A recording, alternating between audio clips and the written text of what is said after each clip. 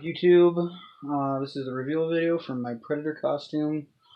Part of this is just so I can see what else I need to do as well.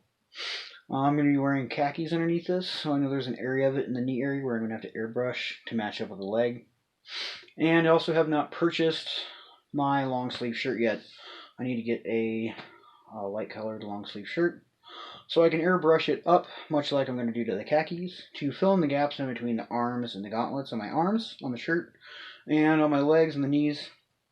And I'm going to try to hopefully remember to go through and point out how I glued the netting onto this, because I've been getting a lot of questions on Facebook and Instagram about that. So, without me yammering any further, let's go ahead and check out this Predator costume and see how it looks thus far. Okay, so it is finally time for me to try all this on. And I have all this stuff sitting here, the chest armor, the neck piece, feet and hands, spat / shin guards, the legs, the mask itself, the abs with loincloth and all that goodness, the gauntlets, the arms. Ignore the chainsaw, that's for something totally different. And of course stuff I gotta put on underneath it. I guess what I'm trying to say is this takes up a lot of space. So storage is something always to consider whenever you're doing things like this. In my head, I think it's kind of honestly just easier for me to build a PVC mannequin and put all this on it as opposed to trying to put it into totes. But I had some questions about how I put the net on here. Well, first, I cut a section that was a little longer than what I needed, this ways, and had some excess here. And I just kind of very painstakingly, it took about an hour for this, and then about an hour for each one of these legs. And what I started off with was super gluing it in place here where I wanted. Once I had it there, I cut off the excess, and then some of these ends that were left over here, I just used some hot glue to help hold them down and make sure this is really stuck well in place. At the bottom I didn't attach it, it just hangs loose here. Now on the legs, since there's going to be movement and friction between the shin guards and all that and this, I glued both ends, and that's why each one of these took an hour. It took a while just to get my net put in place in order to glue it down. Okay, so let's go ahead and throw all this on and see how it looks.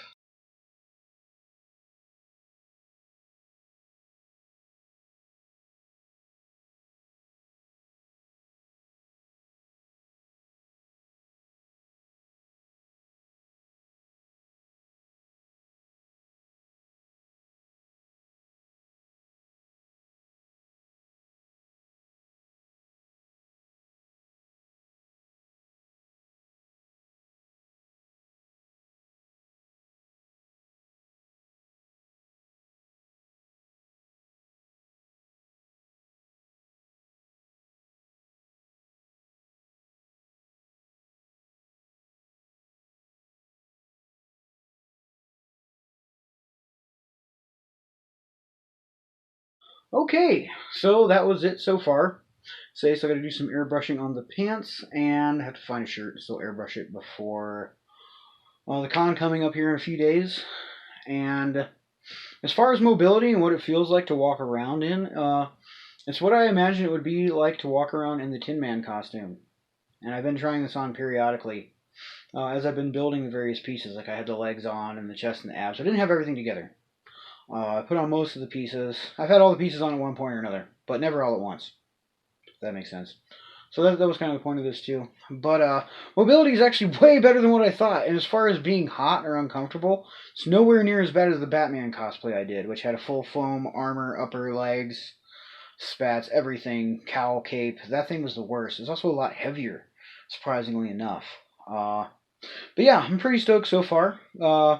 Thank you all out there watching for coming along with me on this journey as I built this and made this in the last couple months so I could have it ready for the convention and for trick-or-treat night. I wanted to have it ready for the Predator movie premiere, but I didn't, so whatever. But yeah, as always, thanks you all for watching, and up next I want to put out some videos on cosplay basics, essentially on cosplay theory, and get a little bit more specifically into how I do things, from my patterns to patterning to sealing to things like that I yammer on a lot about in videos that people keep complaining about. So I figure if I go through the build videos a little faster and then have some videos like that for the people that are more into the actual costume building, it would separate it and would be a jump off point for beginners as well. So as always, thank you for watching. If you enjoyed this video, please leave a like and subscribe. It really does help with the channel, and I really do appreciate it. And as always, thanks for watching.